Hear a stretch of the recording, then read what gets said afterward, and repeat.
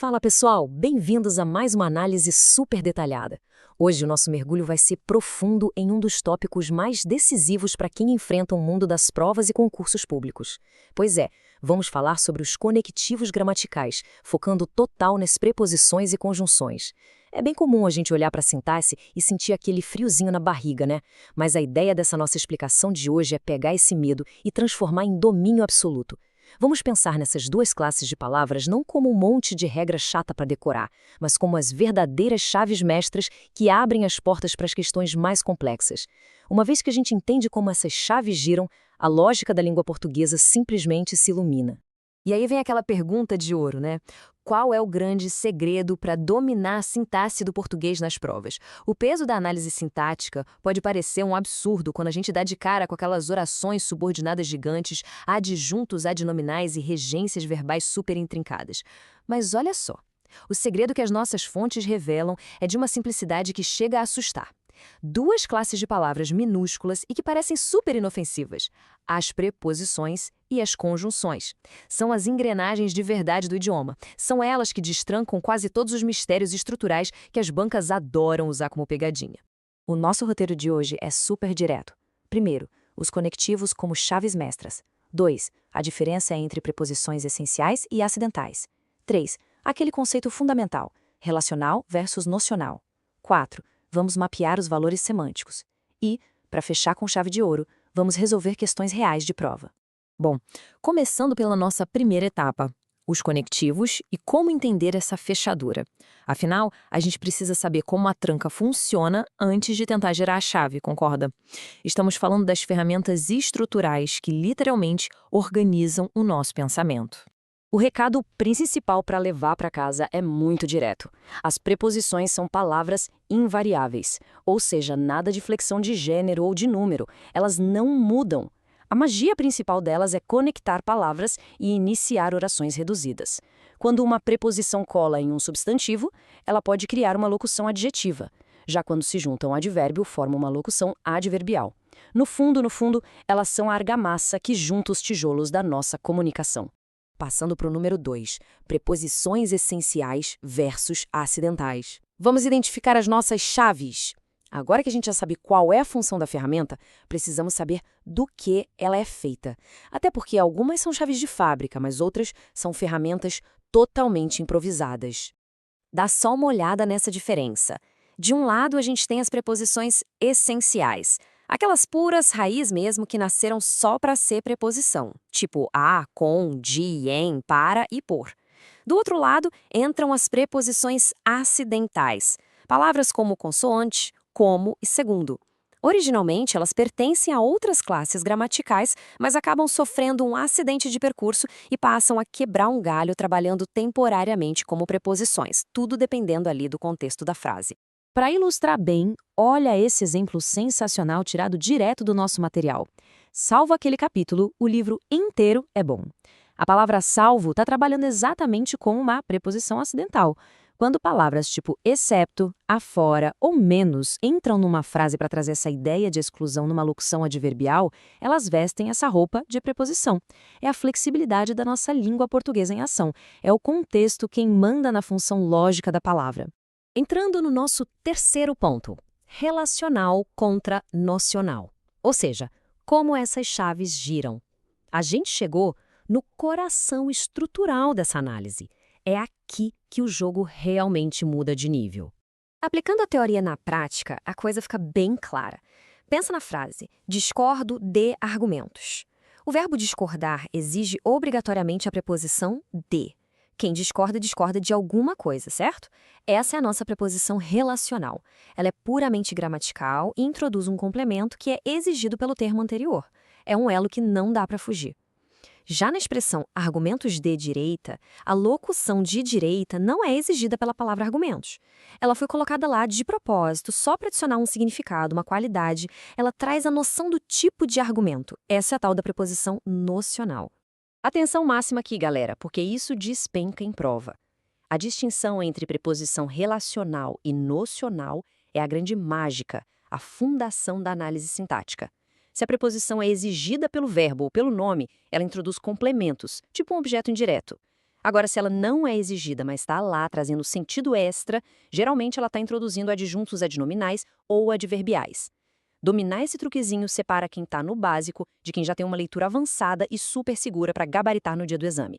Avançando para o ponto 4, os valores semânticos, ou seja, o formato das nossas chaves. Já que as preposições nocionais não ficam presas a uma exigência gramatical rígida, elas carregam todo o peso do significado com elas.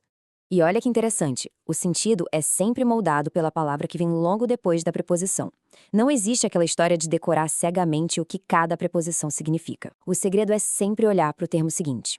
Inscrevi a lápis, o lápis é a ferramenta, então o valor semântico é de instrumento. Em violão de mogno, mogno é o material da coisa, o que nos dá o valor de matéria. Morrendo de frio deixa claro o motivo da coisa toda, então causa. E estudo com gana dita a forma, a intensidade, entregando o valor de modo. A lógica se revela puramente pelo contexto do que está do lado. Mas tem um detalhe genial que o material-fonte destaca.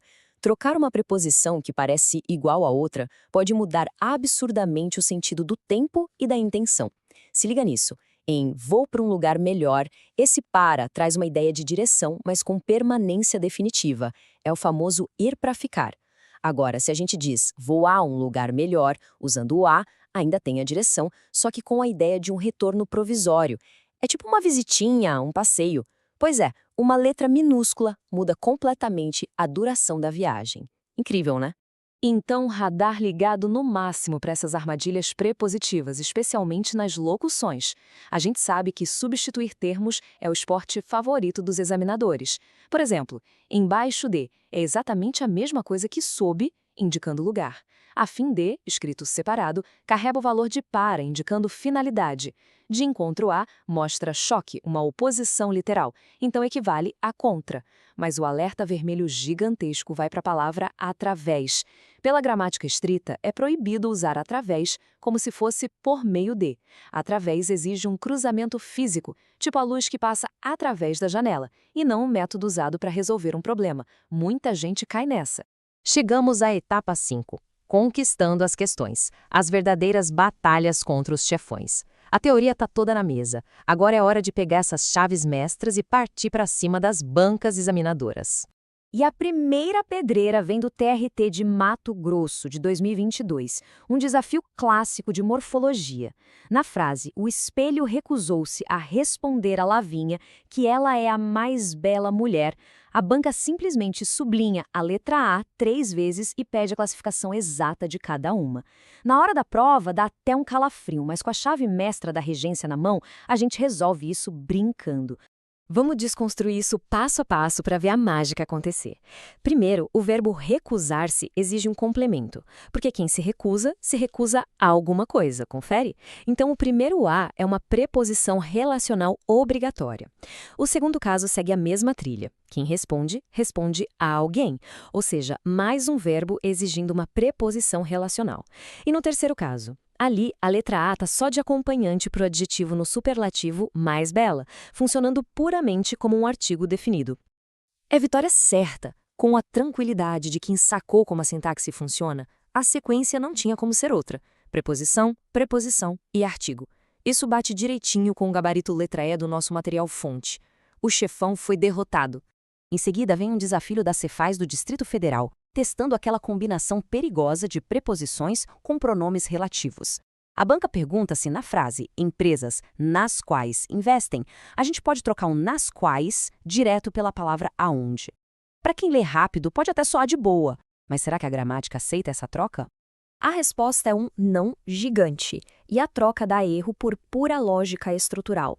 Pensa com a gente. O verbo investir rege a preposição em, porque quem investe, investe em algo. Se juntar o em com o pronome as quais, a gente tem perfeitamente o nas quais. Já a palavra aonde, por natureza, carrega a preposição a e obriga a ideia de um lugar físico para onde se vai. O verbo não pede a preposição a, e até onde a gente sabe, empresa não é lugar físico de destino de viagem. Uma armadilha muito clássica que a regência desarma na hora. E, para fechar nossa rodada, o chefão final é da prova da PGE de Pernambuco. Aqui a banca tenta cavar um erro de substituição com locução de lugar. Eles jogam lá. Será que a expressão diante de uma mudança pode virar ante a uma mudança mantendo tudo gramaticalmente correto? E aqui que a regra gramatical pura do material-fonte entra esmagando a questão. Tem uma limitação seríssima na nossa língua. Depois das preposições indicativas de lugar ante e perante, a gente nunca, jamais, coloca a preposição a na sequência. A forma certinha e elegante seria só ante uma mudança. Ter essa regra engatilhada na memória salva pontos que fazem toda a diferença na classificação. E com isso a gente amarra a nossa análise estrutural de hoje. Fica super claro que entender como essas preposições e conjunções se comportam e quais são os valores semânticos delas muda o jogo inteiro na hora de interpretar uma prova. Então fica aqui a nossa provocação final. Se essas palavrinhas tão curtas são realmente as chaves mestras para destrancar a sintaxe mais pesada, qual vai ser a próxima pegadinha gramatical que a nossa audiência vai caçar e desarmar na próxima sessão de estudos? O mapa do tesouro a gente já entregou. Bons estudos para todo mundo e até a próxima análise.